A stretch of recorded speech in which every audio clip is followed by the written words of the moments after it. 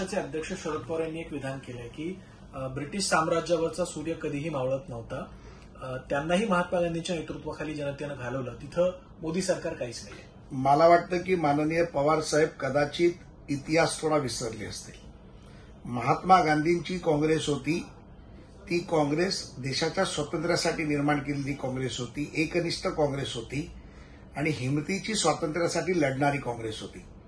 ज्या महात्मा गांधींनी स्वातंत्र्यानंतर स्वतःहून सांगितलं होतं की या काँग्रेसला बरखास्त करा आणि ती बरखास्त न करता नेहरूंनी ती काँग्रेस हातामध्ये घेतली आणि त्यामुळे भ्रष्टाचारी लोकांची काँग्रेस, दहशतवादी लोकांची काँग्रेस, जातीयवादी लोकांची काँग्रेस, त्या काँग्रेसला माननीय पवारसाहेब आता फॉलो करतात. त्यामुळे महात्मा गांधींच्या काँग्रेसची बरोबरी ही नेहरूंच्या काँग्रेसबरोबर पवारसाहेबांनी करू नये. माननीय मोदीजी हे देशभक्त आहेत, राष्ट्रनिष्ठ नेते आहेत. त्यामुळे या 4 जून नंतर ही जी उरलेली नेहरूंची काँग्रेस आहे त्याचं कुठे दफन होणार आहे याचा विचार माननीय पवारसाहेबांनी करावा.